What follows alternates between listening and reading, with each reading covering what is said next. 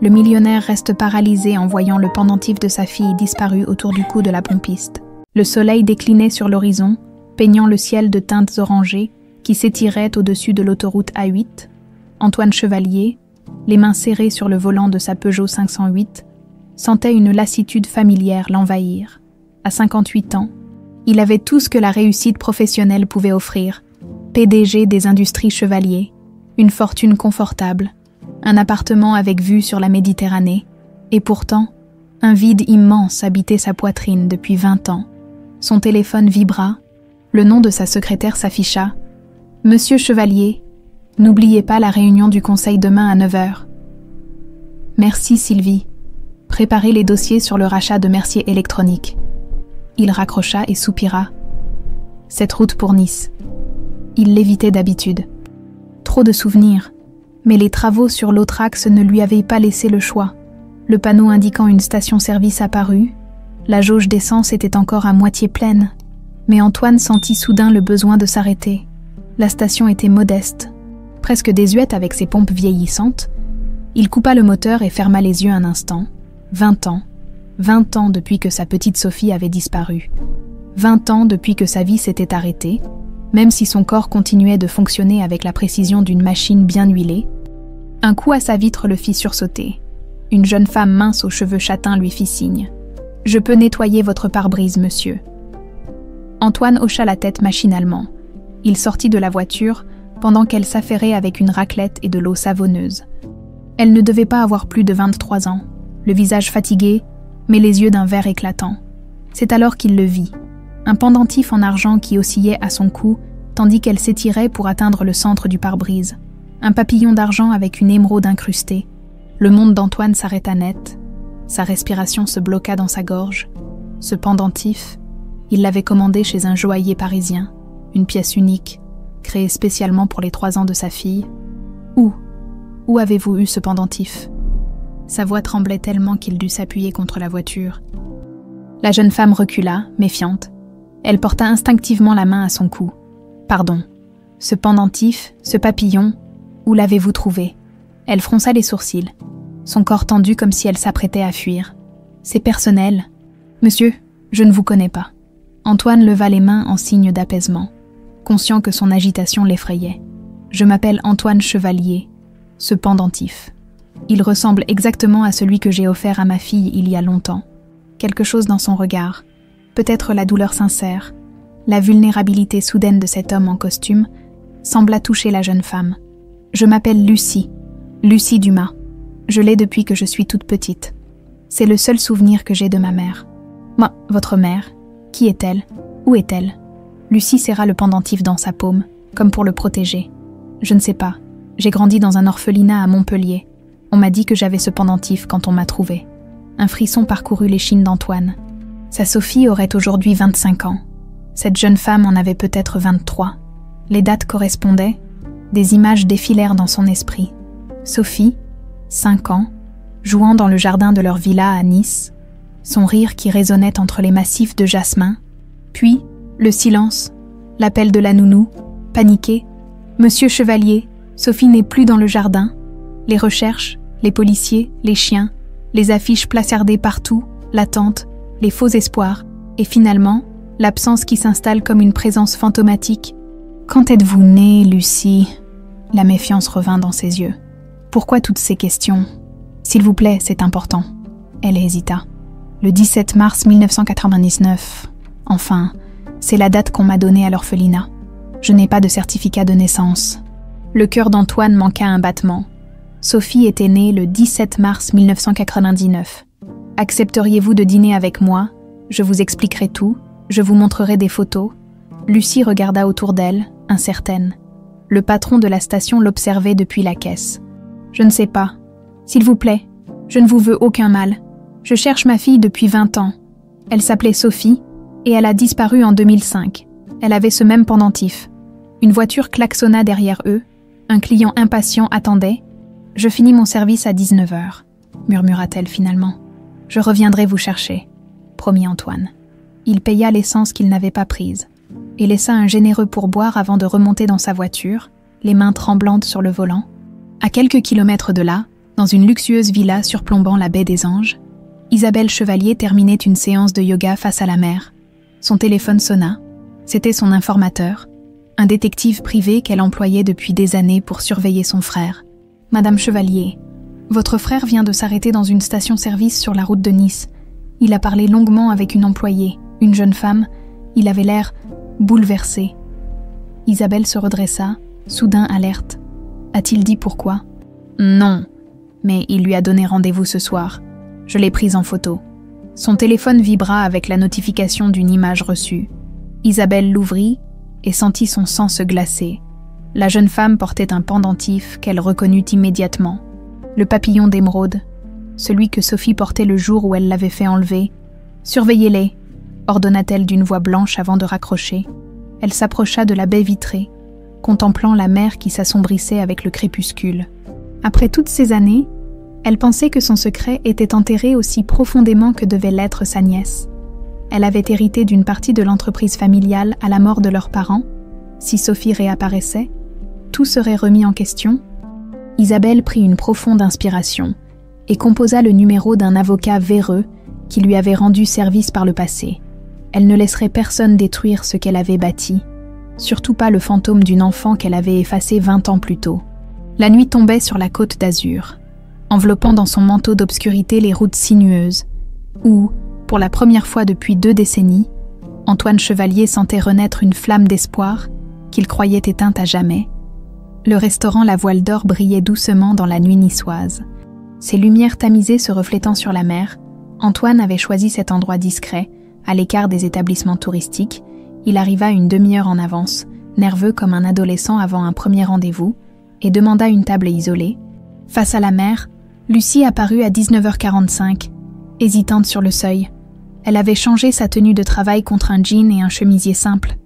Mais Antoine fut frappé par sa silhouette gracile qui lui rappelait douloureusement celle de son ex-femme. « Claire, je ne suis pas sûre d'être habillée pour ce genre d'endroit », murmura Lucie en s'approchant de la table. « Vous êtes parfaite », répondit Antoine en se levant pour lui tirer une chaise. « Merci d'être venue. » Un serveur leur apporta les menus. Antoine remarqua que Lucie examinait la carte avec attention, ses yeux s'attardant sur les prix. « Choisissez ce qui vous fait plaisir. C'est moi qui invite. » Elle commanda une salade et un poisson, puis tripota nerveusement le pendentif à son cou. Antoine ne pouvait détacher son regard de ce petit papillon d'argent. « Vous m'avez promis des explications, » dit-elle finalement.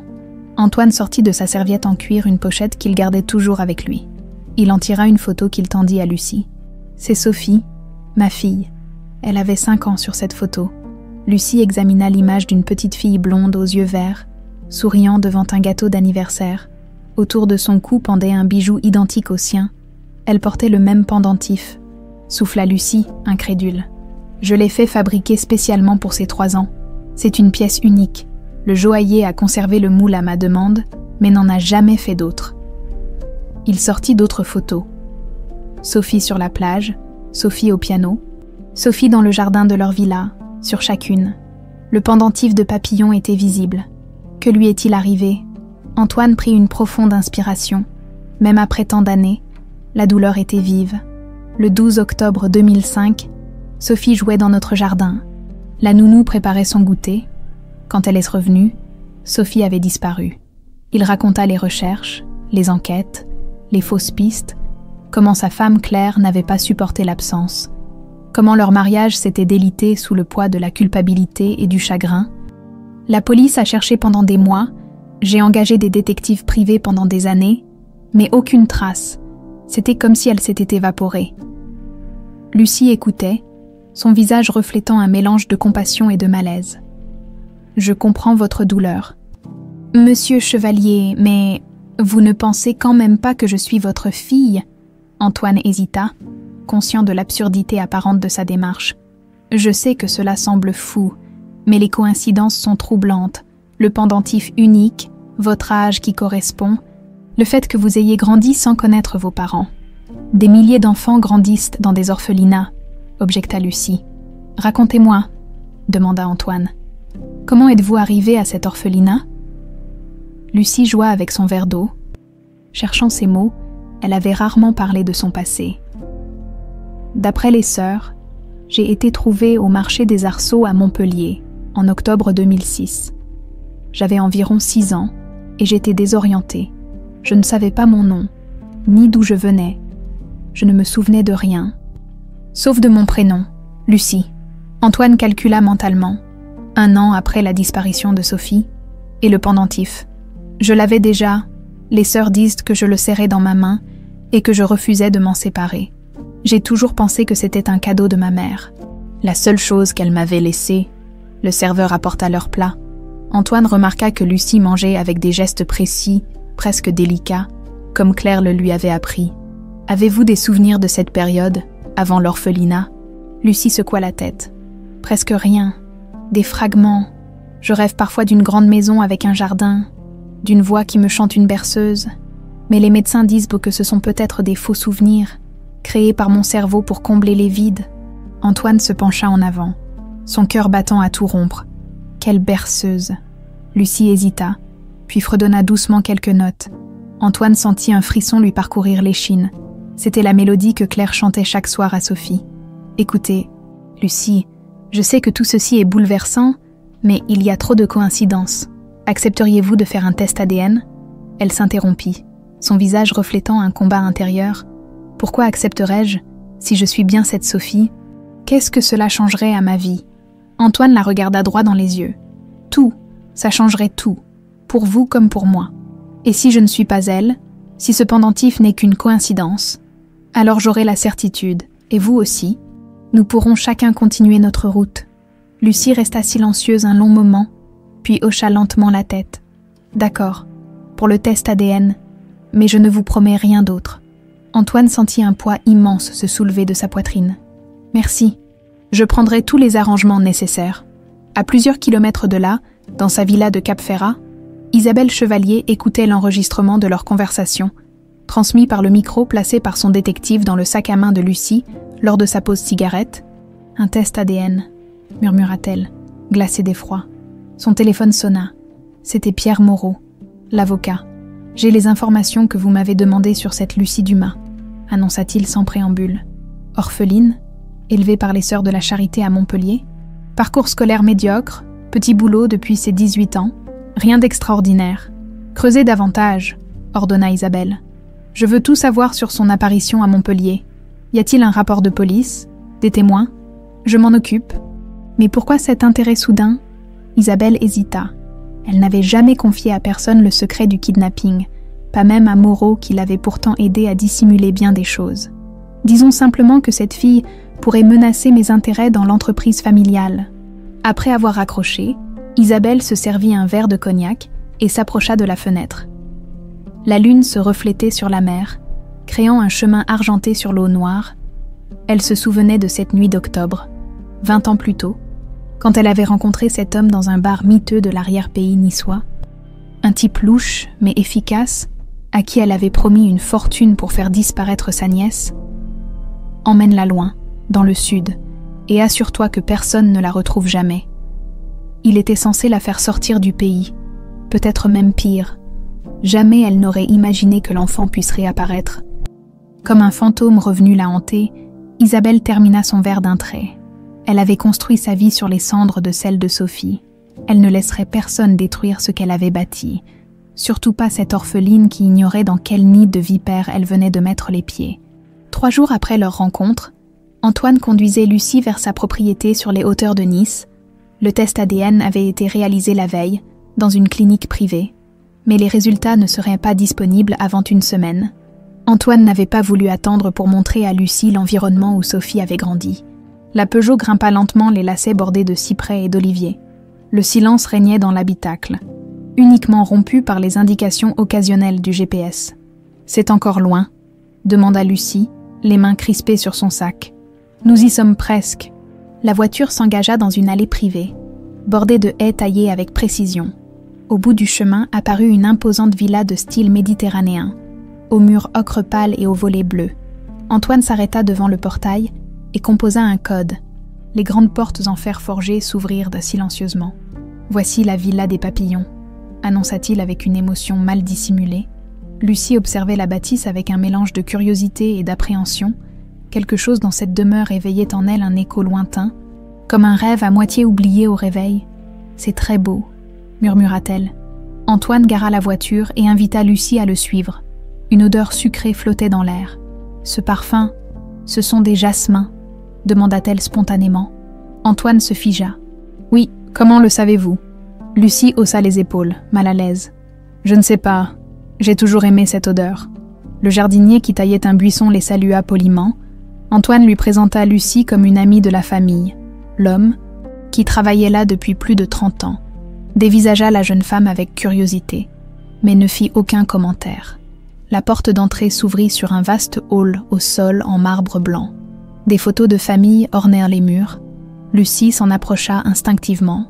Sur l'une d'elles, Antoine plus jeune posait avec une femme blonde élégante et une petite fille aux boucles dorées. « C'est votre femme ?» demanda Lucie en désignant la femme. « Mon ex-femme, Claire, nous avons divorcé 1 an après la disparition de Sophie. Elle vit en Australie maintenant. Elle a refait sa vie. » La mélancolie dans sa voix était palpable. Antoine n'avait jamais réussi à tourner la page. « Vous voulez visiter la maison ?» Lucie acquiesça, suivant Antoine qui lui faisait découvrir les pièces une à une. Le salon aux grandes baies vitrées donnant sur la piscine, la salle à manger avec sa longue table en bois d'olivier, la cuisine moderne où Madeleine, la gouvernante, préparait des rafraîchissements. « Bonjour, mademoiselle », salua Madeleine.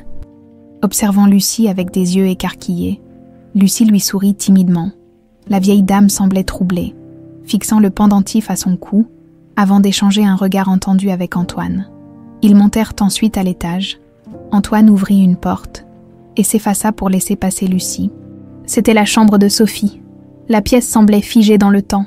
Un lit d'enfant avec un couvre-lit à motif de papillon, des étagères remplies de livres et de peluches, une commode blanche sur laquelle étaient disposés des cadres photos, une petite table avec des crayons de couleur parfaitement alignés. Lucie s'avança lentement, comme hypnotisée. Elle effleura du bout des doigts une peluche, un lapin gris aux longues oreilles. « Noisette », murmura-t-elle. Antoine, qui était resté sur le seuil, tressaillit. « Pardon ». Lucie recula, troublée. « Je ne sais pas pourquoi j'ai dit ça.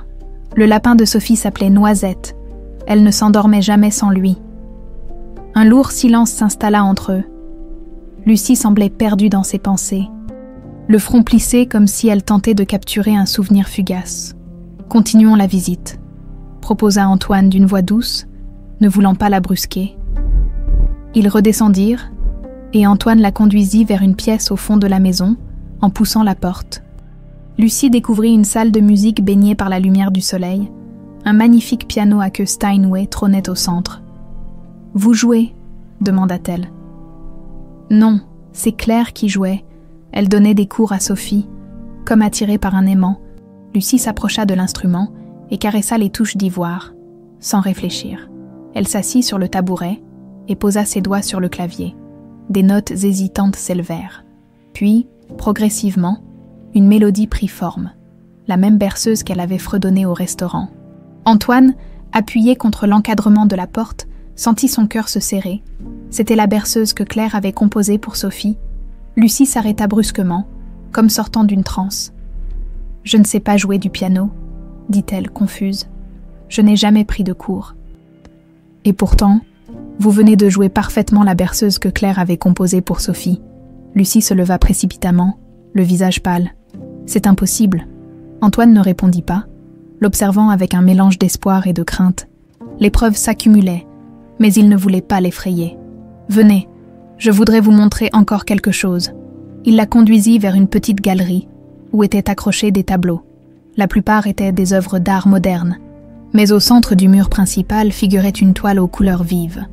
Un grand papillon bleu sur fond de ciel orangé. Lucie s'immobilisa devant le tableau, comme hypnotisée. « C'est magnifique », murmura-t-elle. « C'est Sophie qui l'a peint, quand elle avait 4 ans. »« Non », répondit spontanément Lucie. « C'est moi qui ai peint ça. » Un silence lourd s'installa. Lucie porta la main à sa bouche, choquée par ses propres paroles. « Je veux dire, c'est impossible, bien sûr, mais j'ai l'impression de... Je me souviens de ces couleurs, de les avoir mélangées. » Antoine s'approcha doucement. « Lucie, ces souvenirs qui remontent en vous, ce ne sont pas des coïncidences. » La jeune femme recula, soudain effrayée par les implications. « Non, c'est absurde. Je ne peux pas être votre fille. Ma vie entière, tout ce que je croyais savoir... » Antoine respecta sa distance, comprenant son trouble. Les résultats du test ADN nous le diront, mais mon cœur, lui, n'a pas besoin d'attendre. À cet instant, le téléphone d'Antoine sonna. Il s'excusa et s'éloigna pour répondre. C'était sa sœur, Isabelle. « Antoine, je viens d'apprendre par Madeleine que tu as amené une jeune femme à la villa. Qu'est-ce qui se passe ?» La voix d'Isabelle était tendue, presque accusatrice. Antoine hésita, ne souhaitant pas partager ses espoirs avec sa sœur avant d'avoir une confirmation. « C'est compliqué, Isabelle. Je t'expliquerai plus tard. Tu ne devrais pas faire confiance à n'importe qui, mon frère. Surtout pas à une inconnue qui pourrait profiter de ta vulnérabilité. Je sais ce que je fais. » Il raccrocha, irrité par l'intrusion de sa sœur. En retournant vers la galerie, il trouva Lucie immobile devant le tableau du papillon, des larmes silencieuses coulant sur ses joues. « Pourquoi est-ce que je me souviens de choses que je n'ai jamais vécues ?» demanda-t-elle d'une voix brisée. « Qu'est-ce qui m'arrive ?»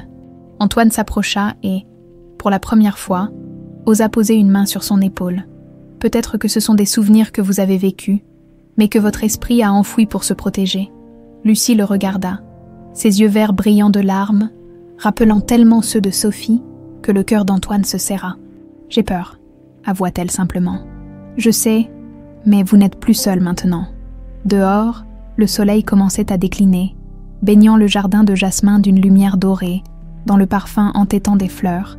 Quelque chose d'ancien et de précieux semblait renaître lentement. Comme un papillon émergeant de sa chrysalide, les 7 jours d'attente avant les résultats du test ADN furent interminables. Antoine tentait de se concentrer sur ses affaires, mais son esprit revenait constamment vers Lucie. Ils s'étaient à parler quotidiennement, prenant un café ensemble le matin ou partageant un dîner le soir. Une familiarité étrange s'était établie entre eux, comme si leurs âmes reconnaissaient un lien que leurs esprits ne pouvaient encore pleinement accepter. Ce matin-là, Antoine se tenait debout dans son bureau des industries Chevalier, contemplant la baie de Nice par la fenêtre panoramique. Son téléphone vibra. Le laboratoire. Il décrocha avec des doigts tremblants. « Monsieur Chevalier, docteur Mercier à l'appareil. Nous avons les résultats de votre test ADN. » Antoine ferma les yeux, son cœur battant si fort qu'il semblait vouloir s'échapper de sa poitrine. « Oui. La compatibilité est de 99,97%. Il n'y a aucun doute possible. Mademoiselle Dumas est bien votre fille biologique. » Le monde s'arrêta de tourner. Antoine dut s'appuyer contre son bureau.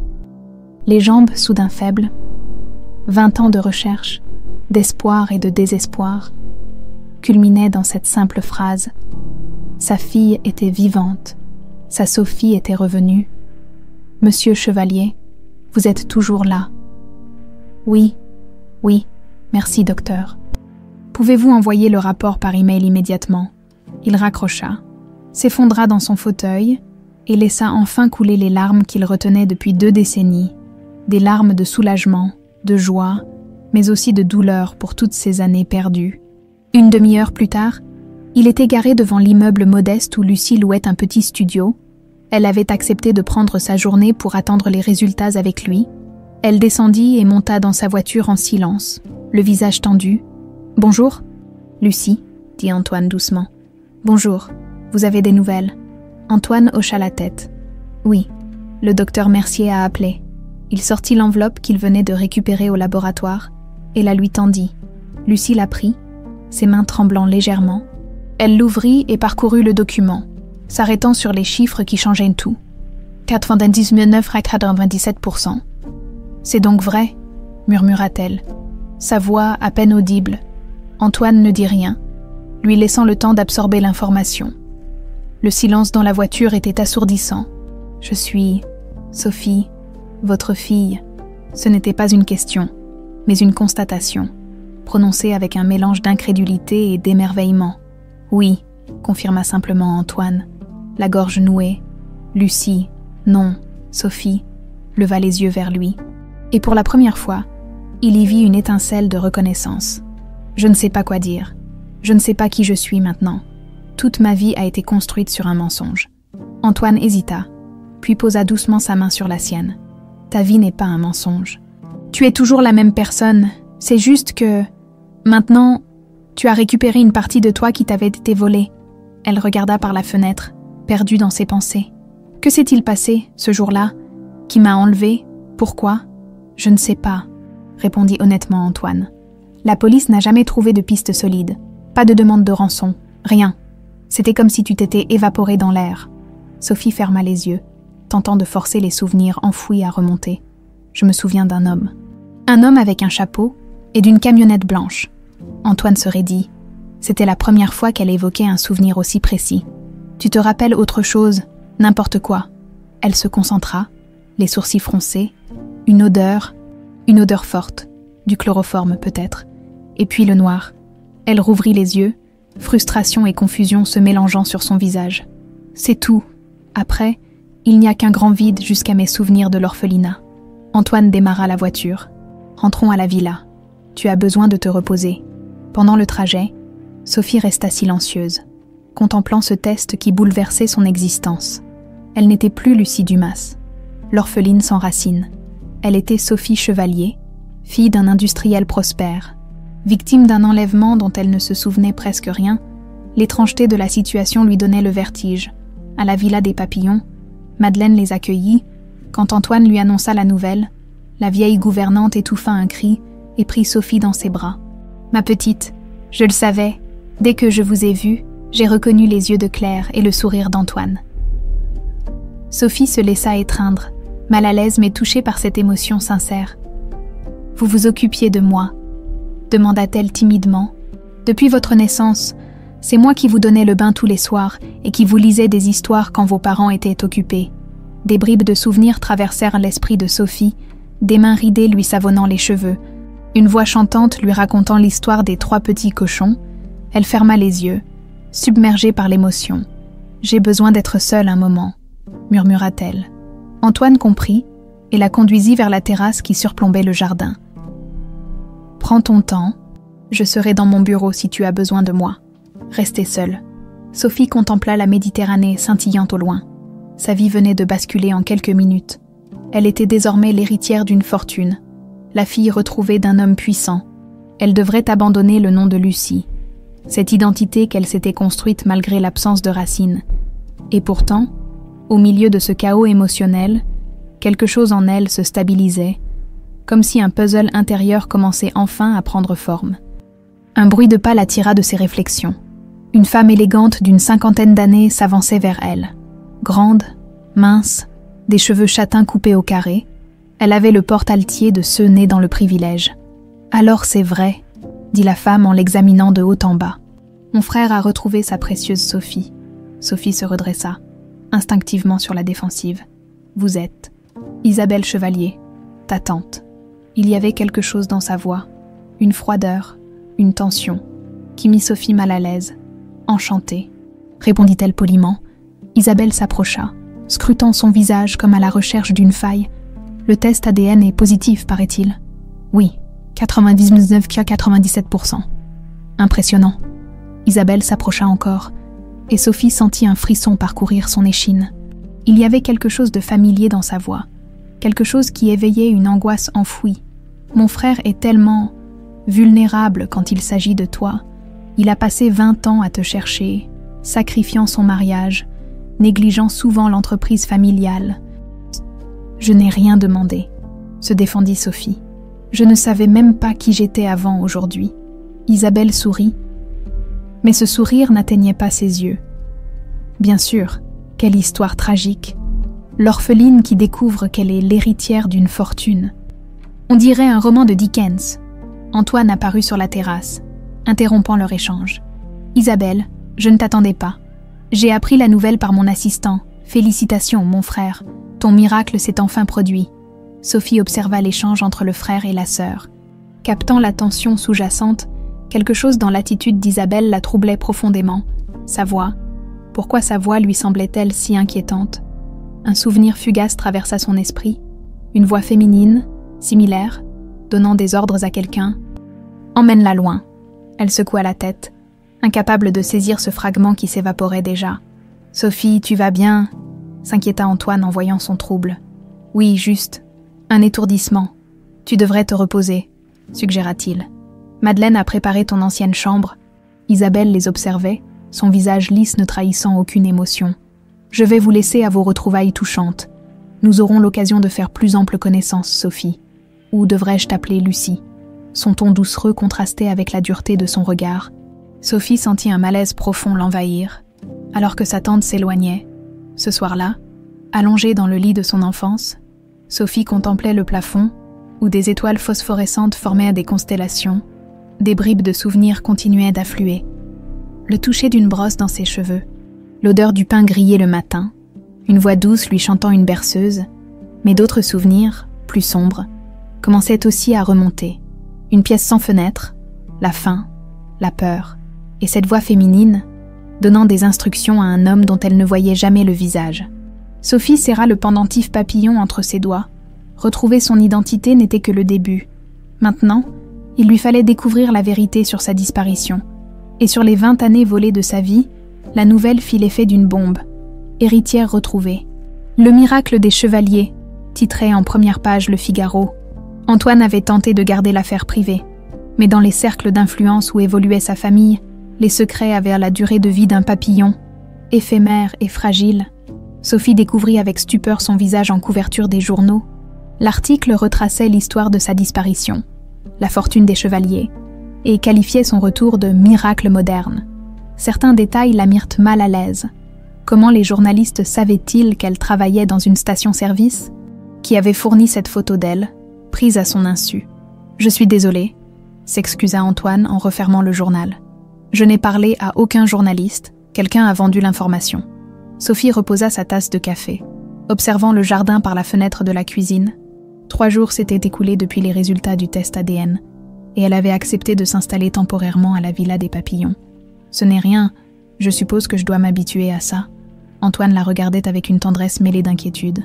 Sophie, il s'efforçait maintenant de penser à elle sous ce nom, semblait encore si fragile, comme perdue entre 2 identités.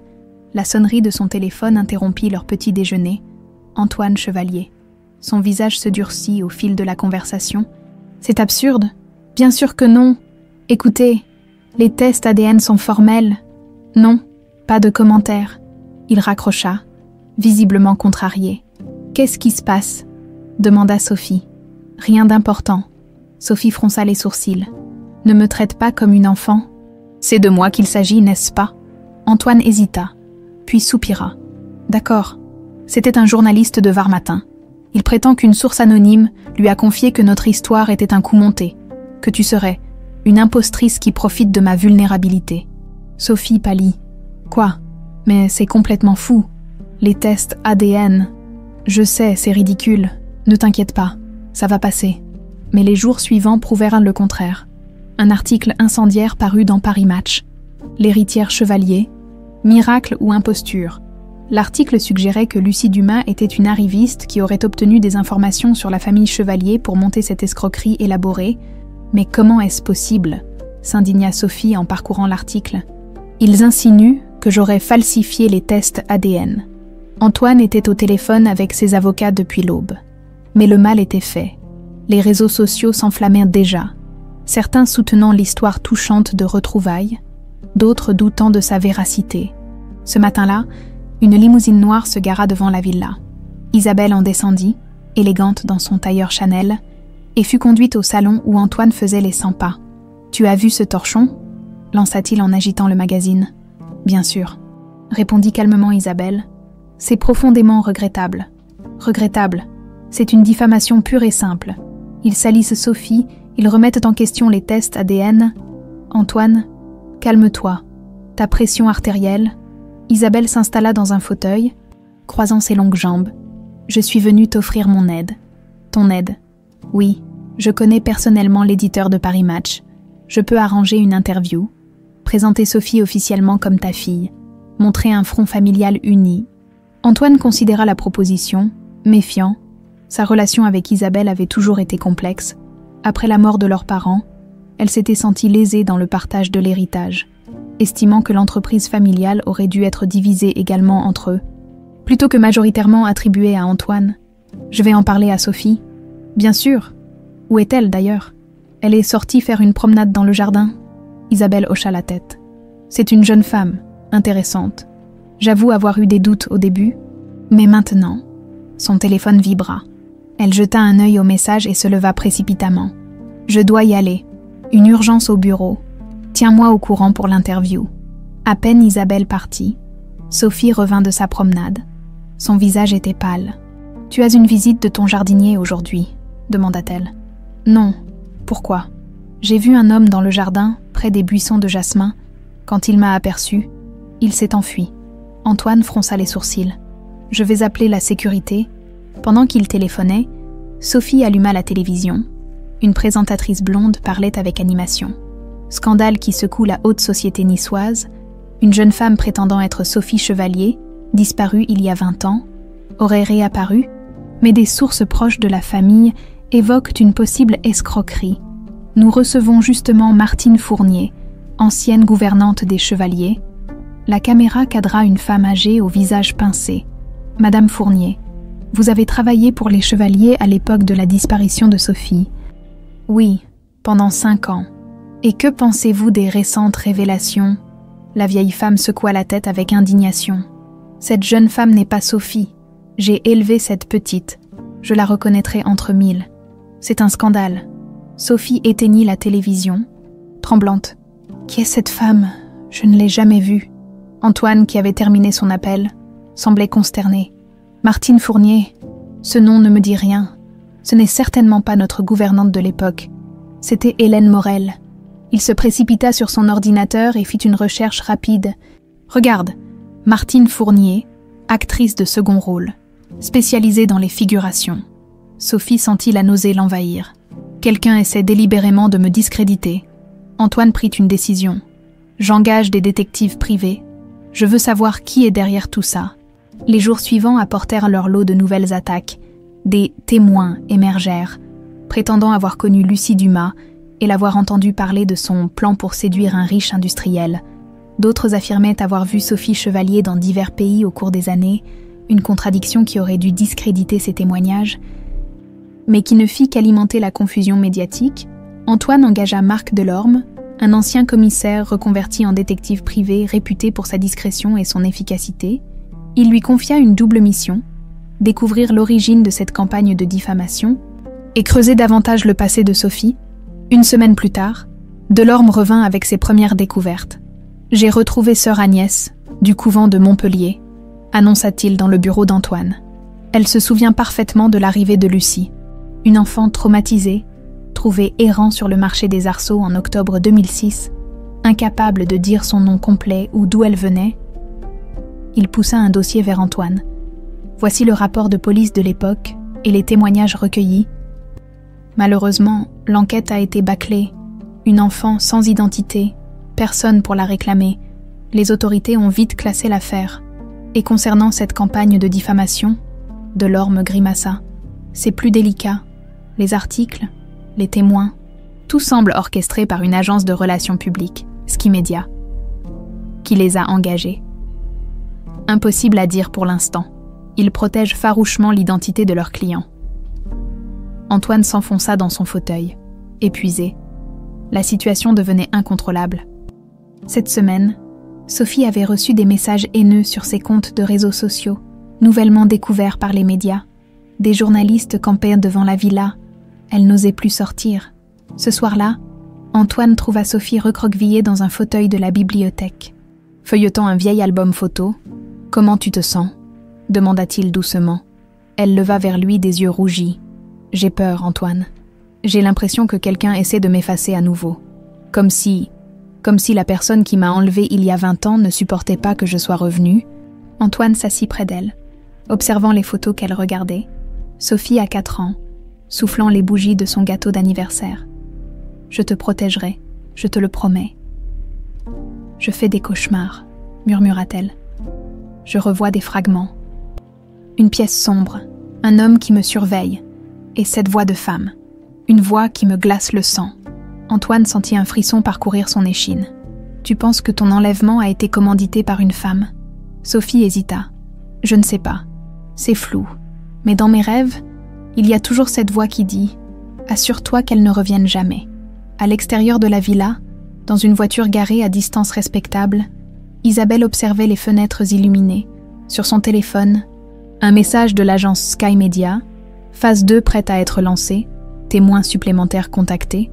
Elle répondit simplement « Procédez », puis elle démarra sa voiture et s'éloigna dans la nuit, déterminée à ne pas laisser une orpheline surgie de nulle part détruire tout ce qu'elle avait construit. 2 semaines s'étaient écoulées depuis que Sophie avait découvert sa véritable identité. La tempête médiatique commençait à s'apaiser, notamment grâce aux actions en diffamation déposées par les avocats d'Antoine contre plusieurs publications. Le détective Delorme poursuivait son enquête, mais se heurtait à des obstacles.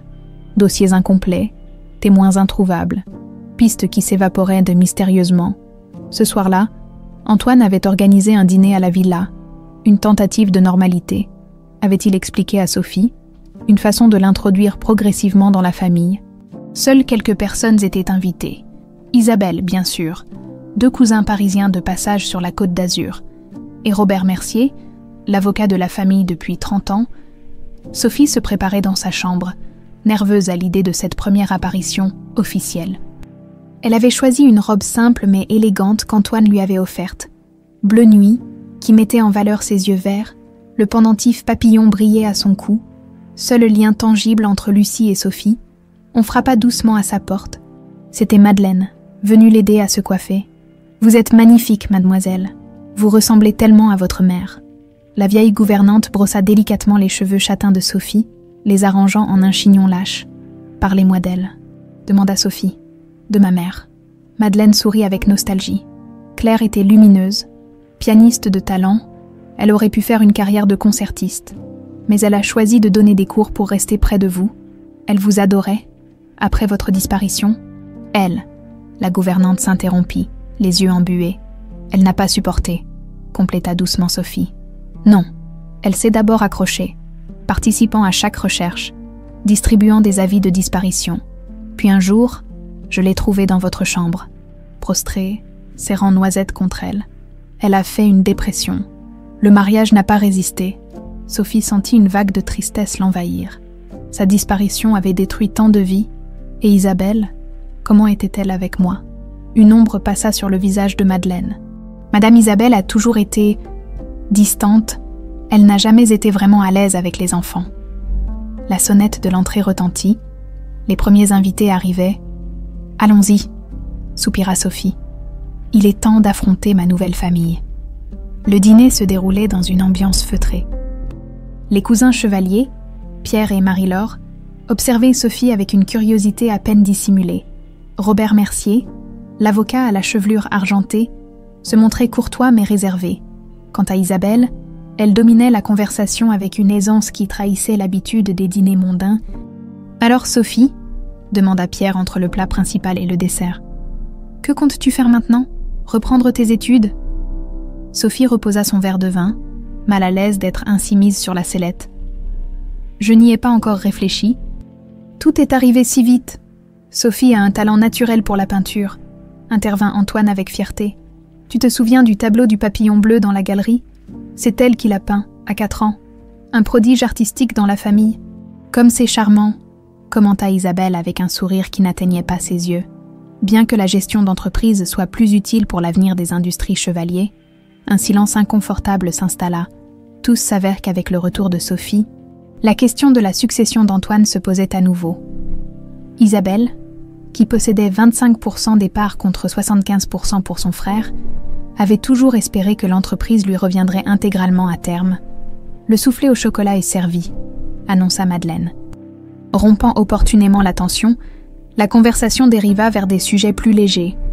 Les dernières expositions à Nice, le festival de Cannes qui approchait, Sophie écoutait plus qu'elle ne parlait, observant cette famille qui était désormais la sienne. Isabelle racontait avec animation une anecdote sur sa récente visite à Monaco. Sa voix s'élevait et s'abaissait avec les inflexions caractéristiques des gens habitués à captiver leur auditoire. Le prince était absolument charmant et m'a personnellement invité à... Sophie se figea, sa cuillère à mi-chemin entre l'assiette et sa bouche. Cette intonation, cette façon particulière de moduler certaines syllabes, une vague de souvenirs fragmentés déferla dans son esprit. Une pièce obscure, des volets fermés, une voix féminine. Dehors, parlant à un homme, « Assure-toi qu'elle mange. Je reviendrai dans 1 semaine. » L'accent sur semaine, exactement comme Isabelle venait de prononcer « personnellement ». Des bruits de talons s'éloignant sur un sol en pierre.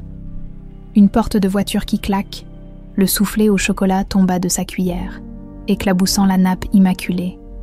« Sophie, tout va bien », s'inquiéta Antoine. Mais Sophie ne l'entendait plus.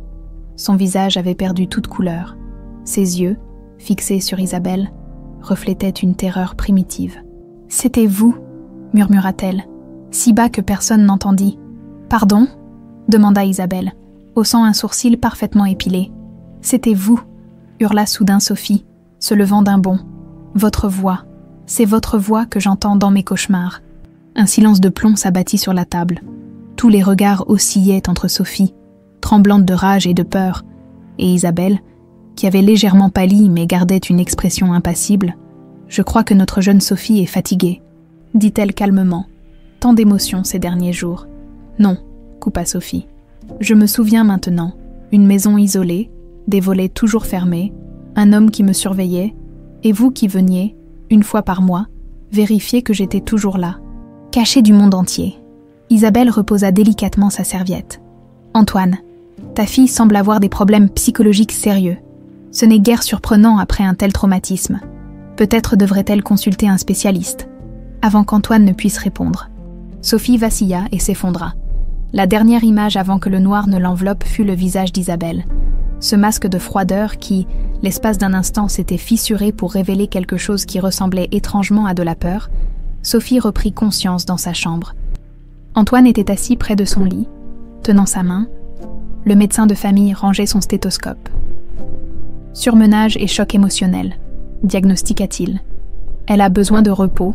Je lui ai donné un léger sédatif. » Après le départ du médecin, Sophie tenta de se redresser. « Antoine, tu dois me croire, c'est elle, c'est Isabelle qui m'a fait enlever. » Il secoua la tête, le visage ravagé par le doute. « Sophie, c'est une accusation extrêmement grave. Isabelle est ma sœur. Pourquoi aurait-elle fait une chose pareille? Je ne sais pas, mais je reconnais sa voix. Elle venait vérifier que j'étais toujours captive. » Antoine passa une main fatiguée sur son visage. Comment croire qu'Isabelle, sa propre sœur, aurait pu orchestrer un tel crime? Et pourtant, la terreur dans les yeux de Sophie semblait authentique. « Je vais enquêter, je te le promets, mais discrètement, si tu as raison. » Il n'acheva pas sa phrase. Si Sophie avait raison, cela signifiait que pendant 20 ans, il avait côtoyé quotidiennement la personne responsable de la destruction de sa famille. Dans les jours qui suivirent, Sophie resta cloîtrée dans sa chambre, refusant de voir Isabelle qui, d'après Madeleine, appelait quotidiennement pour prendre de ses nouvelles, avec une sollicitude apparente. Antoine, quant à lui, commença à creuser. Il retrouva de vieux dossiers, des rapports de détectives qu'il avait engagés à l'époque. L'un d'eux mentionnait une propriété isolée près de Montpellier, achetée par une société écran 6 mois avant la disparition de Sophie. Le détective avait noté que cette société partageait une adresse postale avec une autre entreprise dans laquelle Isabelle avait des intérêts. Antoine avait négligé cette piste à l'époque, ne pouvant imaginer que sa propre sœur soit impliquée. Une semaine après l'incident du dîner, Antoine convoqua Sophie dans son bureau. Il semblait avoir vieilli de 10 ans.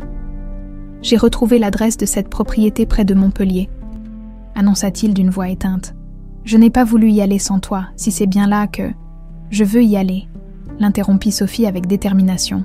« Je dois savoir. » Antoine acquiesça lentement. « Nous partirons demain à l'aube. » Cette nuit-là, Sophie fit à nouveau le cauchemar qui la hantait depuis son retour à la villa. Mais cette fois, les images étaient plus nettes, les voix plus distinctes. Elle voyait clairement le visage d'Isabelle, penché sur elle, lui disant avec une douceur feinte « Tu seras bien ici, ma chérie. C'est pour ton bien, pour le bien de tout le monde. » Elle se réveilla en sueur, mais avec une certitude nouvelle. Demain, elle affronterait enfin les fantômes de son passé. Demain, elle saurait pourquoi sa propre tante avait voulu la faire disparaître. Et peut-être, enfin, pourrait-elle commencer à guérir de ses 20 années volées? L'aube pointait à peine lorsque la Range Rover d'Antoine quitta la Côte d'Azur. Sophie somnolait sur le siège passager. Épuisée par une nuit hantée de cauchemars, la voiture filait sur l'autoroute, dévorant les kilomètres qui séparaient Nice de Montpellier. « Tu es sûre de vouloir faire ça ?» demanda Antoine, rompant un silence qui durait depuis près d'1 heure. Sophie hocha la tête, les yeux fixés sur le paysage qui défilait. « J'ai besoin de savoir. » « De voir. » Marc Delorme, le détective privé, les attendait à la sortie de l'autoroute, au volant d'une Citroën banalisée. Ils le suivirent à travers la campagne héraultaise, quittant progressivement les routes principales pour s'enfoncer dans un labyrinthe de petits chemins bordés de vignes. « Tu reconnais quelque chose ?» demanda doucement Antoine. Sophie scrutait les collines, le cœur battant. « Non, je ne sais pas, j'étais si petite. » Après presque 1 heure de route secondaire, Delorme s'arrêta devant un chemin de terre. Il descendit de voiture et s'approcha d'eux. La propriété est au bout de ce chemin, environ 500 mètres. C'est une ancienne ferme viticole, isolée. Les voisins les plus proches sont à 2 kilomètres. Antoine coupa le moteur. Qui habite là maintenant? Personne. La maison est abandonnée depuis environ 10 ans. Selon les locaux, elle appartient toujours à la société Écran, Méditerranée Investissement. Sophie sentit son estomac se nouer. L'idée de revoir ce lieu la terrifiait et l'attirait tout à la fois. « Allons-y », murmura-t-elle. Ils décidèrent de poursuivre à pied pour plus de discrétion. Le chemin de terre, envahi par les herbes folles, serpentait entre des parcelles de vignes laissées à l'abandon. Au détour d'un virage, la maison apparut soudain. Sophie s'immobilisa, le souffle coupé. Une grande bâtisse en pierre du XVIIIe siècle, aux volets bleus écaillés, entourée d'un jardin retourné à l'état sauvage. Une vieille glycine enserrait la façade, ses fleurs mauves cascadant jusqu'au sol. « C'est ici », souffla-t-elle, portant instinctivement la main à son pendentif. Des images affluèrent. Un homme au visage flou l'emmenant à travers ce même jardin. La soulevant pour franchir les marches du perron, la porte massive qui se refermait derrière elle, comme un tombeau scellant son destin, ils s'approchèrent prudemment. La propriété semblait effectivement abandonnée, vitres cassées, tuiles manquantes sur le toit, jardin envahi par les ronces. « Attendez », dit Delorme, les arrêtant d'un geste. « Il y a des traces récentes. » Il désigna des empreintes de pneus dans la terre meuble et des mégots de cigarettes près du perron.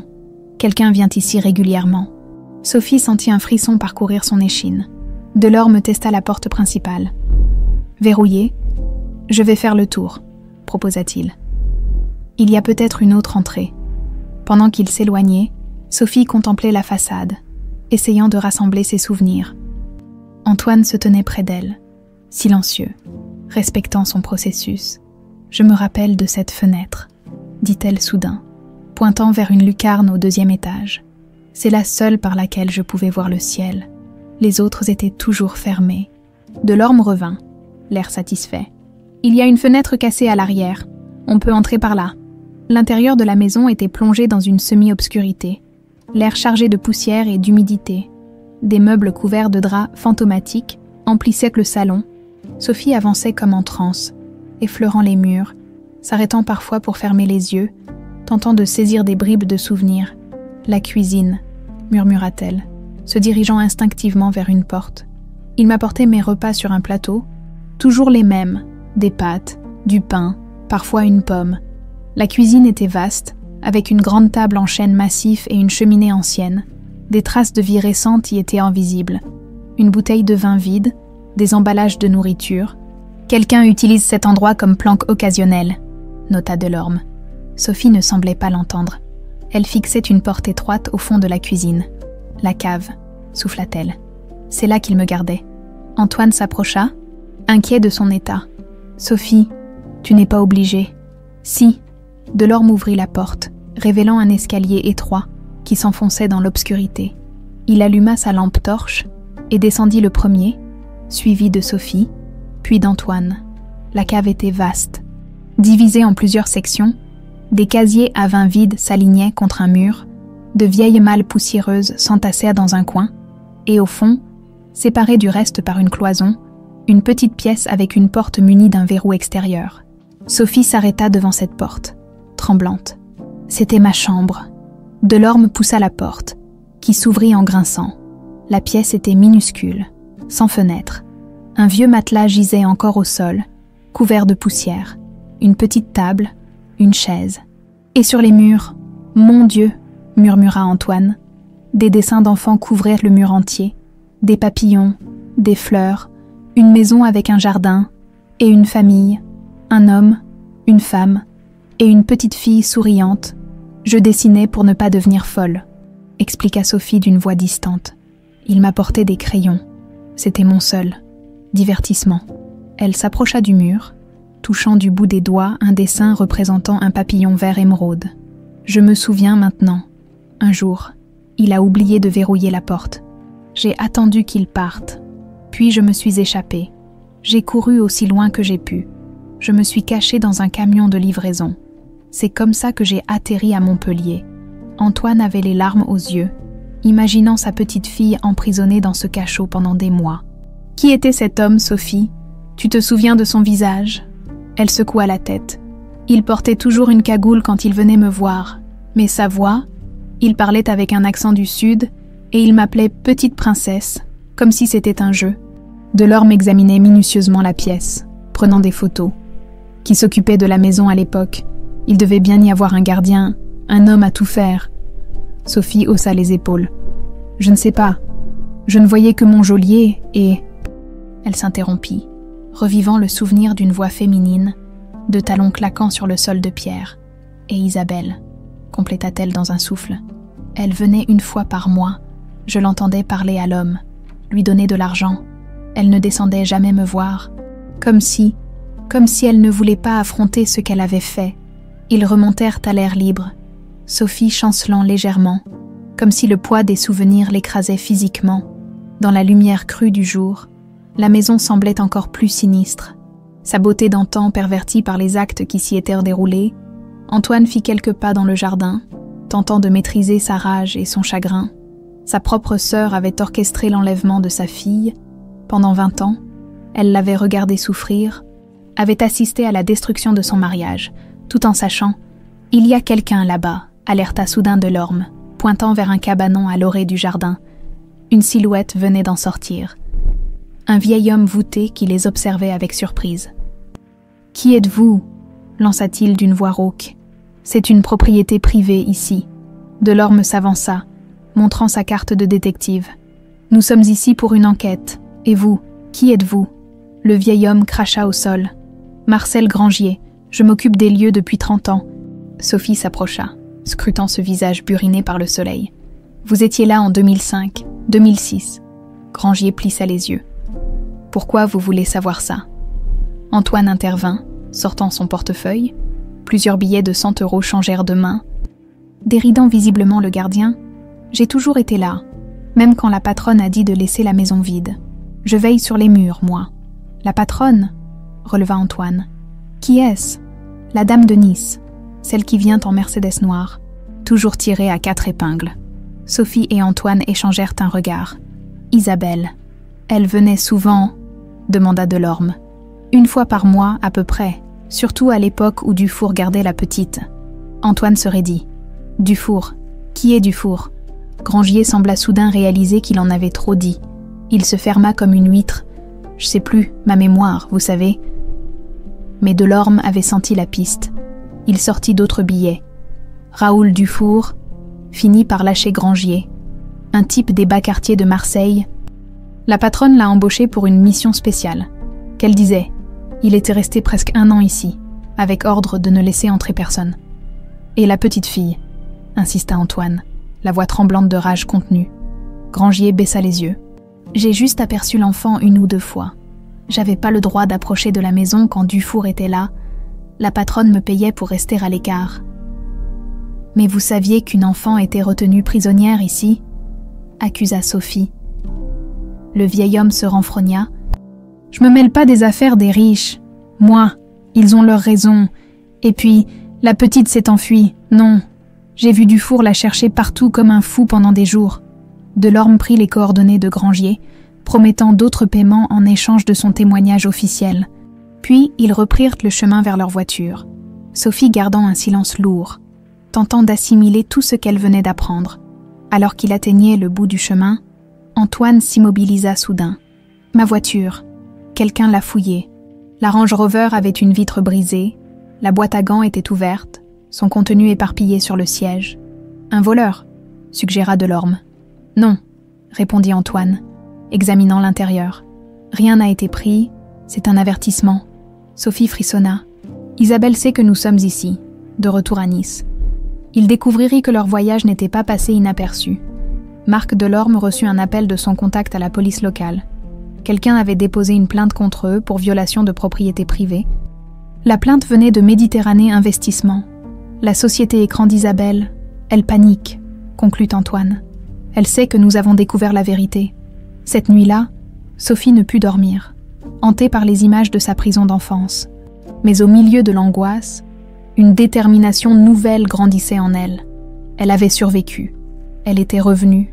Et maintenant, elle était prête à affronter celle qui avait orchestré sa disparition. Le siège des industries chevaliers dominait le quartier d'affaires de Nice.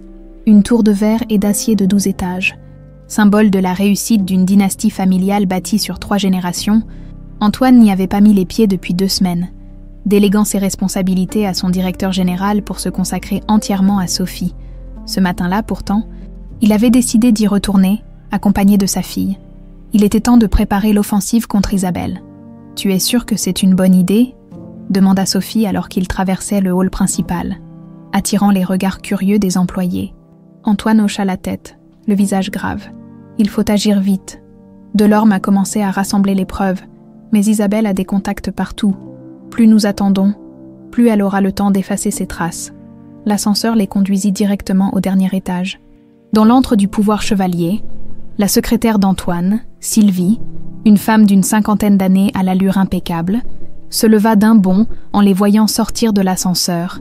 « Monsieur Chevalier, nous ne vous attendions pas aujourd'hui. » Son regard passa d'Antoine à Sophie, une lueur de curiosité dans les yeux. « Sylvie, je vous présente ma fille, Sophie. » La secrétaire pâlit légèrement, mais se reprit aussitôt. « Enchantée, mademoiselle, nous avons tous suivi votre histoire avec émotion. »« Merci, » répondit simplement Sophie. « Mon bureau est-il disponible ?» demanda Antoine. « Oui, bien sûr. Madame Isabelle est en réunion au 5e étage avec le conseil juridique. » Antoine et Sophie échangèrent un regard. Isabelle consultait les avocats de l'entreprise. Ce n'était jamais bon signe. « Parfait. Ne la prévenez pas de notre présence. » Sylvie acquiesça, visiblement mal à l'aise. « Bien, monsieur. » Le bureau d'Antoine occupait l'angle nord-ouest de l'étage, offrant une vue spectaculaire sur la baie des Anges. Les murs étaient ornés de tableaux modernes et de photos retraçant l'histoire de l'entreprise. Son grand-père devant la première usine en 1947.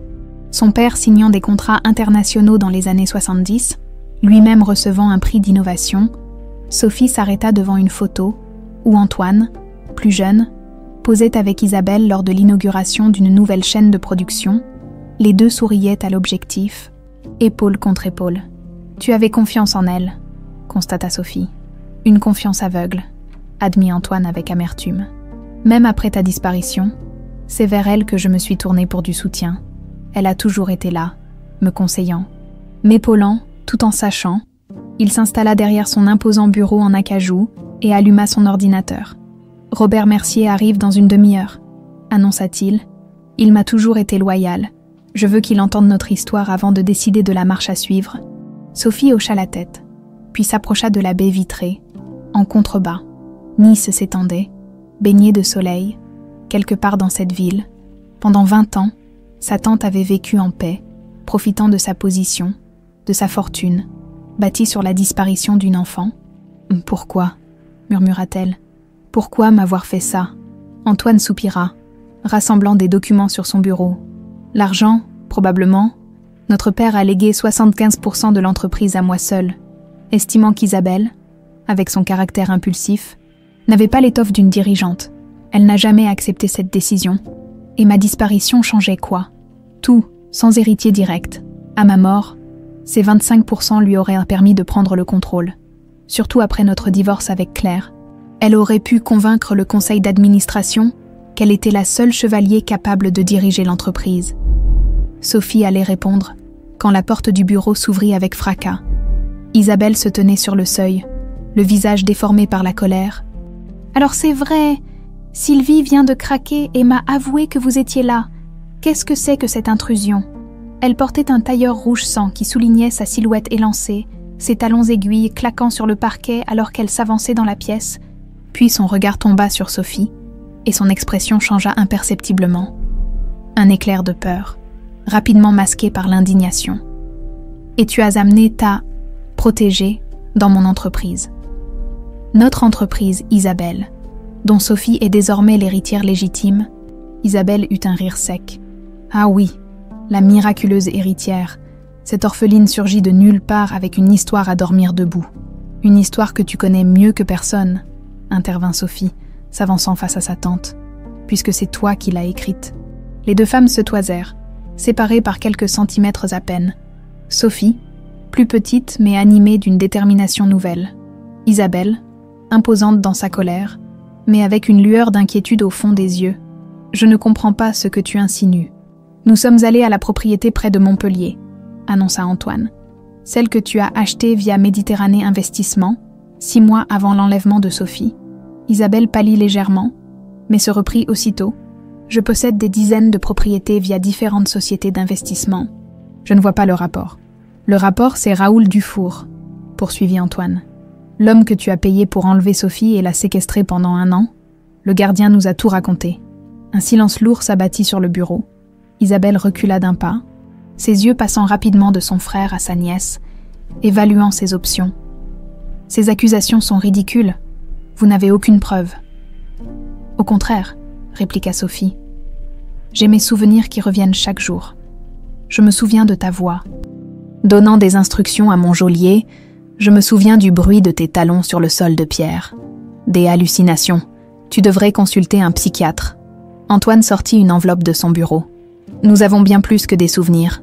Isabelle, Delorme a retrouvé la trace de versement mensuel effectué par une de tes sociétés à un compte au Cayman, qui redistribuait ensuite l'argent à Raoul Dufour, des versements qui ont commencé juste avant l'enlèvement et se sont arrêtés brutalement après l'évasion de Sophie. Le masque d'Isabelle commença à se fissurer. La panique perçait sous le vernis de son assurance. Des coïncidences. Rien de tout cela ne tiendrait devant un tribunal. La porte s'ouvrit à nouveau, laissant entrer Robert Mercier, l'avocat de la famille. Suivi de Marc Delorme, Mercier s'immobilisa, sentant la tension électrique dans la pièce. « Je tombe mal », demanda-t-il. « Au contraire », répondit Antoine. « Vous arrivez au moment parfait. Nous discutions justement du rôle d'Isabelle dans l'enlèvement de ma fille. » L'avocat blêmit, regardant tour à tour les protagonistes de cette scène surréaliste. « C'est une plaisanterie. »« Pas du tout », confirma Delorme, posant une mallette sur le bureau. « J'ai rassemblé suffisamment de preuves pour justifier l'ouverture d'une enquête criminelle. » Isabelle se précipita vers la baie vitrée, comme une bête traquée cherchant une issue. « C'est absurde, Antoine.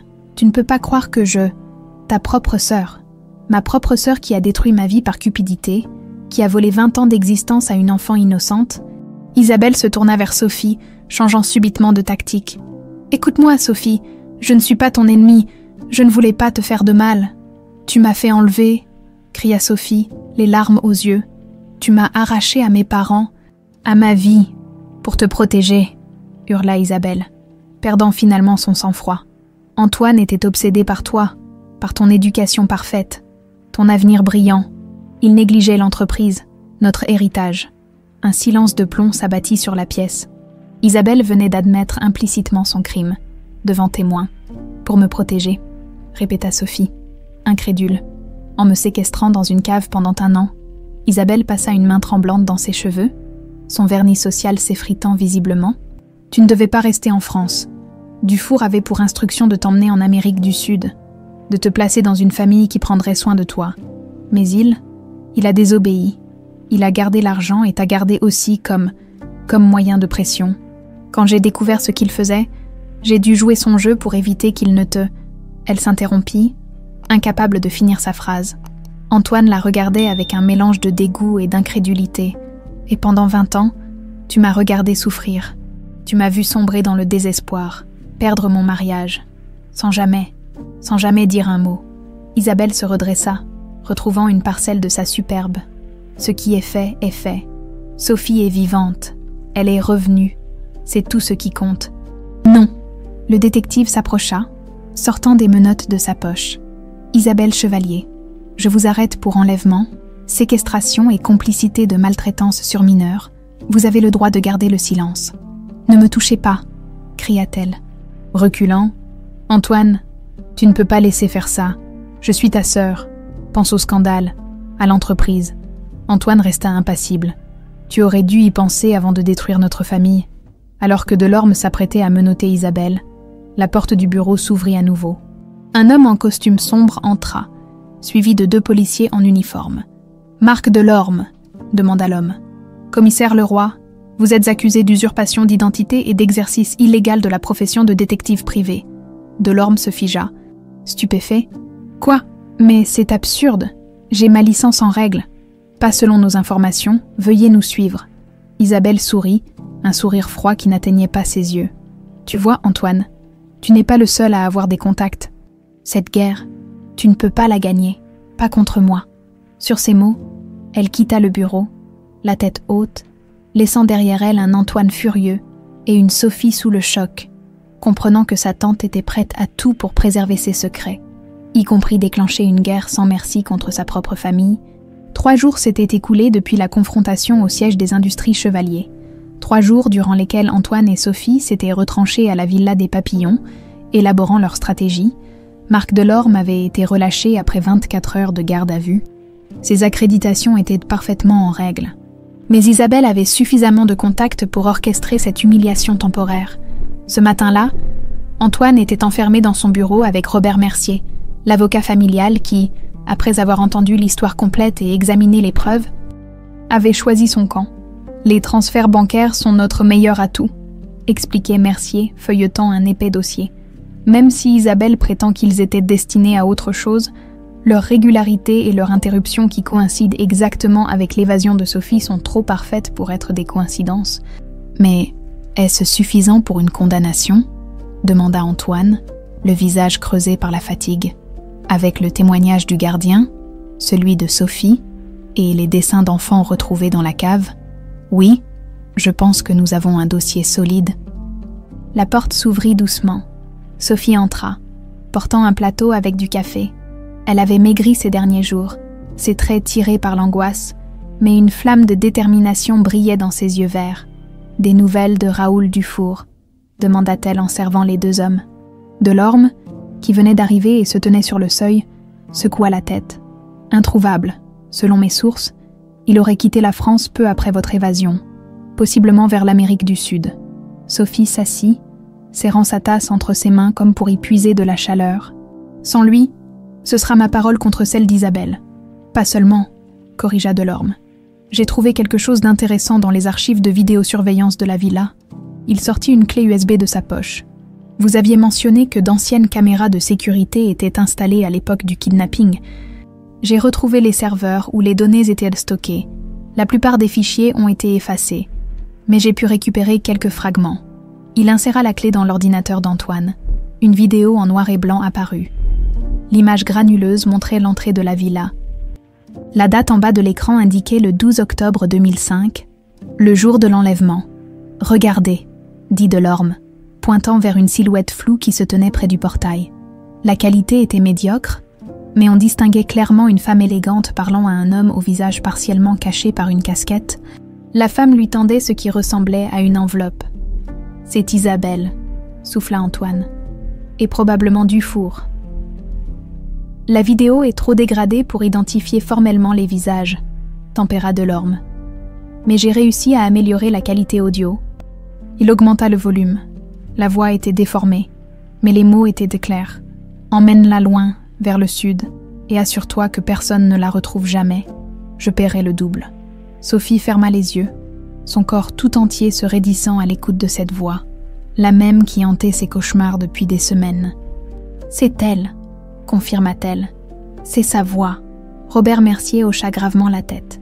Avec ça, plus les preuves financières et les témoignages, nous avons suffisamment pour déposer une plainte formelle et demander l'ouverture d'une information judiciaire. Combien de temps ? Demanda Antoine. Pour qu'Isabelle soit arrêtée et jugée, des mois, peut-être des années, elle engagera les meilleurs avocats, utilisera toutes les procédures dilatoires possibles. Sophie secoua la tête. Je ne peux pas attendre si longtemps. Pas avec elle en liberté, tirant les ficelles. Elle est dangereuse. Un silence pesant s'installa dans la pièce. Puis Antoine se leva, une résolution nouvelle inscrite sur son visage. Nous n'attendrons pas. Nous allons tendre un piège à Isabelle. La forcer à se trahir devant témoins. Il se tourna vers Delorme. Contactez le commissaire Vidal. celui qui s'était occupé de la disparition de Sophie à l'époque. Il me doit une faveur. Puis vers Mercier. Organiser une réunion familiale ici. Ce soir, tous les chevaliers disponibles, ainsi que le conseil d'administration, prétextaient une annonce importante concernant l'avenir de l'entreprise. Enfin, il regarda sa fille. « Tu es prête à l'affronter une dernière fois ?» Sophie acquiesça, serrant le pendentif papillon entre ses doigts. Plus que jamais. La villa des papillons scintillait sous les lumières du soir. Des voitures de luxe s'alignaient dans l'allée, déversant un flot d'invités élégamment vêtus, membres de la famille Chevalier venus des 4 coins de France. Administrateurs de l'entreprise, quelques amis proches, Madeleine et une équipe de serveurs engagés pour l'occasion circulaient avec des plateaux de champagne et de petits fours. Dans le grand salon, un brouhaha de conversations animées reflétait la curiosité générale. Pourquoi Antoine avait-il convoqué cette assemblée si soudainement? Sophie observait la scène depuis le palier du premier étage, invisible aux invités. Elle portait une robe bleu nuit, la couleur préférée de sa mère, et le fameux pendentif papillon brillait à son cou. Antoine la rejoignit, ajustant sa cravate d'un geste nerveux. « Isabelle vient d'arriver », murmura-t-il. « Elle semble sereine, presque triomphante. Elle pense avoir gagné », répondit Sophie. « Elle ne sait pas ce qui l'attend. » Dans un coin discret du jardin, le commissaire Vidal et 2 officiers en civil attendèrent le signal. À l'intérieur, Robert Mercier avait discrètement placé des micros dans le salon, reliés à un enregistreur légalement autorisé par Vidal. À 20 heures précises, Antoine fit teinter son verre pour réclamer l'attention. Le silence s'installa progressivement. « Chers amis, chère famille, merci d'avoir répondu à mon invitation si promptement. » Son regard balaya l'assemblée, s'arrêtant brièvement sur Isabelle qui, majestueuse dans une robe de soirée émeraude, sirotait son champagne avec une assurance tranquille. « Comme vous le savez, ces dernières semaines ont été extraordinaires pour notre famille. Ma fille Sophie, disparue il y a 20 ans, nous est revenue. » Des murmures approbateurs parcoururent l'assistance. Isabelle garda un sourire figé. « Ce soir, j'ai souhaité réunir les personnes les plus importantes de notre cercle pour faire une annonce. Je vais prendre ma retraite de la présidence des industries Chevalier. » Cette fois, les murmures se transformèrent en exclamations de surprise. Antoine leva une main pour réclamer le silence. « J'ai passé trop d'années à privilégier l'entreprise au détriment de ma vie personnelle.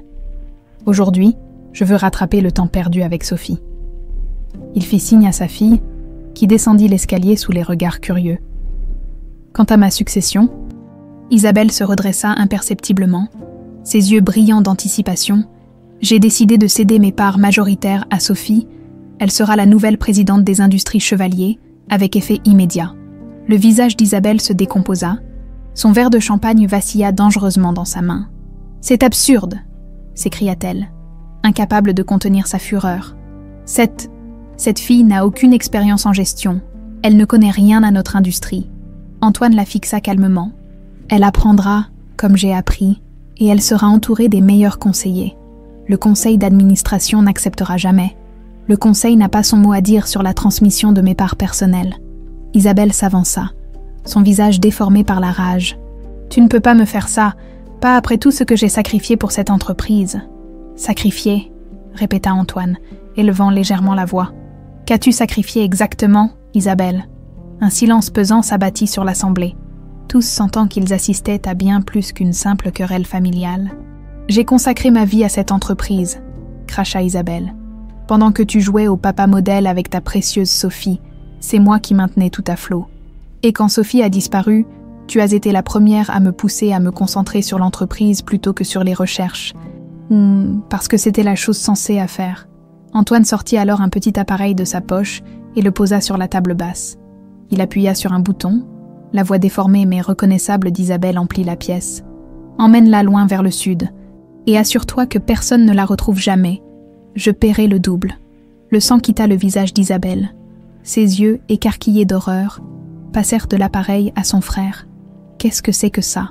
L'enregistrement de la caméra de sécurité du 12 octobre 2005. Le jour où tu as payé Raoul Dufour pour enlever ma fille. Des hoquets de stupeur parcoururent l'assemblée. Isabelle recula, cherchant une issue. C'est un montage, une falsification. Antoine essaie de me discréditer pour prendre le contrôle total. Sophie s'avança alors, se plaçant face à sa tante. « Je me souviens de votre voix, tante Isabelle. Je l'entendais lorsque vous veniez à la maison près de Montpellier. Vous donniez des instructions à mon geôlier. Vous vérifiiez que j'étais toujours captive. » « Des mensonges, cette fille est folle. » Antoine sortit alors un dossier qu'il ouvrit sur la table. « Voici les relevés bancaires montrant les transferts mensuels de ta société écran vers le compte de Dufour. Voici les témoignages du gardien de la propriété. Voici les photos des dessins que Sophie a réalisés pendant sa captivité. » Acculée, Isabelle changea brutalement de stratégie. Elle se redressa, retrouvant une parcelle de sa superbe. « Très bien. Admettons que j'ai arrangé cet enlèvement. C'était pour le bien de tous. » Des exclamations d'incrédulité fusèrent dans l'assistance. « Pour le bien de qui ?» demanda Sophie, la voix tremblante d'émotion. « Pour le bien d'une enfant de 5 ans arrachée à ses parents. Pour le bien de cette entreprise » hurla Isabelle. « Antoine était obsédé par toi, négligeant tout le reste. Notre père m'avait écarté de la direction parce que j'étais une femme. J'avais autant de droits qu'Antoine sur cet héritage. Alors tu as décidé de me faire disparaître, » compléta Sophie. « Pour qu'Antoine n'ait plus d'héritière, pour qu'à sa mort, tu puisses tout récupérer. » Isabelle la fixa avec un mélange de haine et de désespoir. « Tu n'étais qu'une enfant. Tu aurais été bien, ailleurs. Dufour devait te placer dans une famille à l'étranger. Une bonne famille. Mais il a désobéi. Il t'a gardé pour me faire chanter. Et ensuite, tu t'es échappé. Et il était trop tard. » Le commissaire Vidal entra alors dans le salon, suivi de ses officiers. « Isabelle Chevalier, je vous arrête pour enlèvement, séquestration et mise en danger de mineurs. Vous avez le droit de garder le silence. » Isabelle s'effondra sur ses genoux, toute sa prestance envolée. Elle leva vers Antoine un regard suppliant. « Je suis ta sœur, ton sang. Tu as détruit ma famille, » répondit simplement Antoine. « Tu as volé 20 ans de la vie de Sophie. Tu as brisé Claire. Et pendant tout ce temps, tu m'as regardé souffrir sans jamais. » Sa voix se brisa. Il détourna le regard, tandis que les officiers emmenaient Isabelle. Vaincue et en larmes, sous les yeux médusés de l'assemblée, cette nuit-là, alors que les invités partaient en chuchotant, bouleversés par ce à quoi ils venaient d'assister, Sophie resta seule dans le jardin, contemplant les étoiles au-dessus des massifs de jasmin. Une page se tournait enfin, la vérité avait éclaté, libératrice et douloureuse à la fois. Elle ferma les yeux, sentant pour la première fois depuis son retour une paix fragile l'envahir. Le cauchemar était terminé. Demain serait le premier jour du reste de sa vie. 1 an s'était écoulé depuis l'arrestation d'Isabelle. Les saisons avaient défilé sur la Côte d'Azur. L'automne doré, l'hiver doux, le printemps explosif de couleurs, et maintenant l'été qui baignait la villa des papillons d'une lumière éclatante. Sophie, assise sur la terrasse face au jardin, esquissait dans son carnet les contours d'un papillon posé sur une fleur de jasmin. Ses gestes étaient précis, confiants. Ceux d'une artiste qui avait retrouvé sa voix. À 30 ans, elle avait repris ses études, s'inscrivant aux Beaux-Arts pour donner corps à ce talent que même sa captivité n'avait pu éteindre. Le procès d'Isabelle s'était tenu à huis clos 6 mois plus tôt. Malgré les meilleurs avocats que l'argent pouvait acheter, l'épreuve était accablante.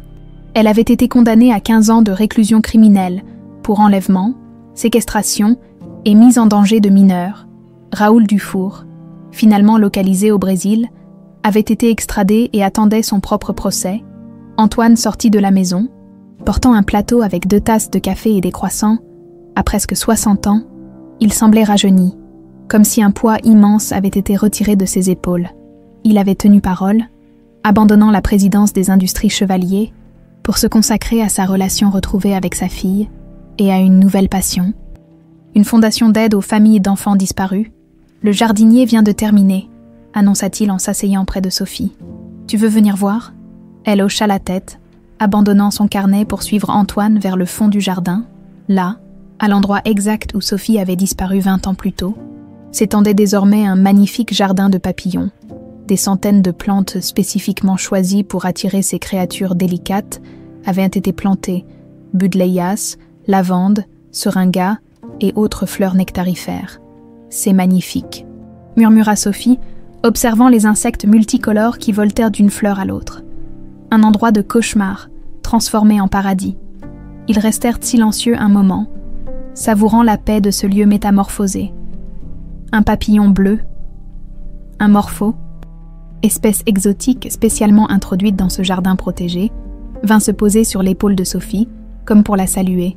« J'ai quelque chose à te dire », annonça-t-elle finalement, tandis que le papillon s'envolait. « J'ai pris une décision. » Antoine l'encouragea du regard. « Je veux aller voir Isabelle en prison. » Il ne masqua pas sa surprise. « Tu en es sûre ? Pourquoi voudrais-tu la revoir après tout ce qu'elle t'a fait ?» Sophie contempla les papillons dansant dans l'air matinal. « Pour me libérer, complètement. Et peut-être, pour comprendre. » Le centre pénitentiaire pour femmes de Marseille était un bâtiment austère aux murs gris, entouré de hautes clôtures. Sophie avançait dans le couloir menant au parloir, escortée par une gardienne. Le bruit métallique des portes se refermant derrière elle résonnait comme des coups de tonnerre lointains. Antoine avait proposé de l'accompagner, mais elle avait insisté pour y aller seule. Cette confrontation lui appartenait. Isabelle attendait déjà, assise derrière une table en plastique vissée au sol. L'uniforme pénitentiaire bleu terne contrastait cruellement avec l'élégance à laquelle elle avait toujours accordé tant d'importance. Ses cheveux, autrefois parfaitement colorés et coiffés, laissaient désormais apparaître des racines grises. Son visage s'était creusé, marqué par l'amertume et la défaite. Lorsque Sophie entra, Isabelle leva les yeux, une lueur de surprise traversant son regard fatigué. « Je ne pensais pas que tu viendrais », dit-elle d'une voix rauque. Sophie s'assit face à elle. Le pendentif papillon brillait à son cou, symbole de son identité retrouvée, qu'elle ne quittait jamais. « Je ne pensais pas venir », admit-elle, « mais j'avais besoin de te voir une dernière fois. » Isabelle l'observa longuement, comme si elle la voyait vraiment pour la première fois. « Tu ressembles tellement à Claire », murmura-t-elle finalement. « Les mêmes yeux, le même port de tête. J'ai toujours été jalouse d'elle aussi. » Sophie ne répondit pas. Laissant sa tante déverser les mots qui semblaient s'être accumulés pendant une année de solitude forcée. « Je suppose que tu es venue pour des réponses, » poursuivit Isabelle. « Pour comprendre pourquoi ?»« En partie, » acquiesça Sophie. « Mais surtout pour te dire que je ne te laisse plus de pouvoir sur moi. » Un silence s'installa entre elles, lourd du poids de 2 décennies de souffrance. « J'étais la préférée de notre père, tu sais, » commença finalement Isabelle, le regard perdu dans des souvenirs lointains. Jusqu'à mes 16 ans. Puis Antoine a commencé à s'intéresser à l'entreprise. Et soudain, je n'existais plus. Les affaires ne sont pas pour les femmes, disait notre père. Elle eut un rire amer. Quand il est mort, j'ai cru que je pourrais enfin prouver ma valeur. Mais non. Il a légué les 3/4 de l'entreprise à Antoine. Moi, j'ai hérité de quelques propriétés et d'une part minoritaire, comme une aumône. Ça ne justifie pas ce que tu m'as fait, répondit calmement Sophie. Non, bien sûr, rien ne le justifie. Isabelle se frotta les yeux, fatiguée. Quand tu es née, Antoine est devenu obsédé par ton éducation, ton avenir. Il négligeait l'entreprise, prenait des risques insensés. Je me disais que sans toi, il se reconcentrerait sur ce qui comptait vraiment. L'entreprise. Notre héritage, ce que notre grand-père et notre père avaient bâti. Isabelle hésita, puis ajouta « Et oui, à terme. J'espérais en prendre le contrôle, sans héritier direct, à la mort d'Antoine. » Sophie sentit un frisson la parcourir. Sa tante avait calculé froidement, sur des décennies. Dufour devait emmener en Argentine. Poursuivit Isabelle. Une famille attendait là-bas, prête à t'accueillir. Des gens bien, fortunés. Tu aurais eu une belle vie. Mais il a changé d'avis. Isabelle acquiesça. Il a vu une opportunité, me faire chanter. Il t'a gardé caché et a exigé plus d'argent. Beaucoup plus. J'étais piégée. Si je refusais, il menaçait de tout révéler. Si je prévenais la police, j'étais perdue aussi. Alors tu as payé, mois après mois. Oui, jusqu'à ce que tu t'échappes. Sophie repensa à cette journée. La porte de la cave oubliée déverrouillée. Sa course effrénée à travers les vignes. La chance inouïe de trouver ce camion de livraison. Tu sais ce qui est le plus ironique, dit-elle doucement. Si tu n'avais rien fait, l'entreprise serait probablement quand même revenue à toi. Isabelle la regarda. Interloquée, Antoine et Claire divorçaient déjà avant mon enlèvement. Leur couple battait de l'aile, et Claire ne voulait pas que je reprenne l'entreprise. Elle rêvait que je devienne pianiste, comme elle. Un rire sans joie échappa à Isabelle. Quelle tragique ironie! Tu as détruit tant de vies, pour rien. Isabelle baissa la tête, ses épaules s'affaissant sous le poids de cette vérité. « Je n'attends pas ton pardon, murmura-t-elle. Je ne le mérite pas. » Sophie la considéra longuement.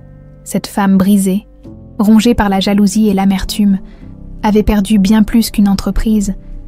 Elle avait perdu son âme.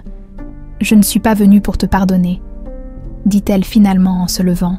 « Je suis venue pour me libérer, pour te dire que malgré tout ce que tu as fait, j'ai survécu, j'ai retrouvé ma vie, et je vais être heureuse, Isabelle, plus heureuse que tu ne l'as jamais été. » Et sur ces mots, Sophie tourna les talons, laissant derrière elle sa tante et les chaînes du passé.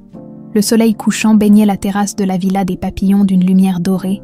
Sophie et Antoine étaient assis côte à côte devant le tableau du papillon bleu, celui que Sophie avait peint à 4 ans et qu'elle avait reconnu immédiatement à son retour. « Comment te sens-tu » demanda Antoine.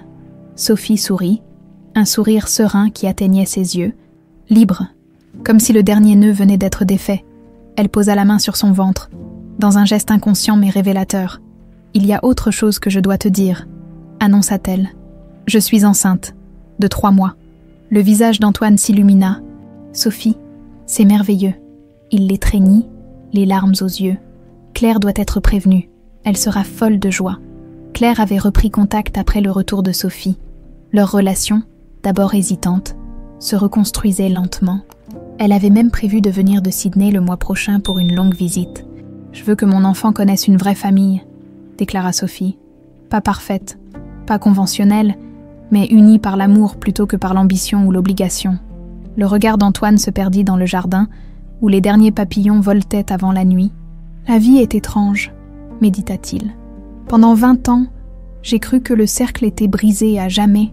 Et maintenant il se referme, » compléta Sophie. « Mais c'est un nouveau cercle qui commence. » Elle se leva et s'approcha de la balustrade. Au loin, la Méditerranée scintillait, promesse d'horizons infinis. Un papillon solitaire, le dernier de la journée, passa devant elle en direction du soleil couchant. Sophie sourit, une main sur son ventre, l'autre serrant le pendentif à son cou. Le papillon d'émeraude avait parcouru un long chemin pour la ramener chez elle.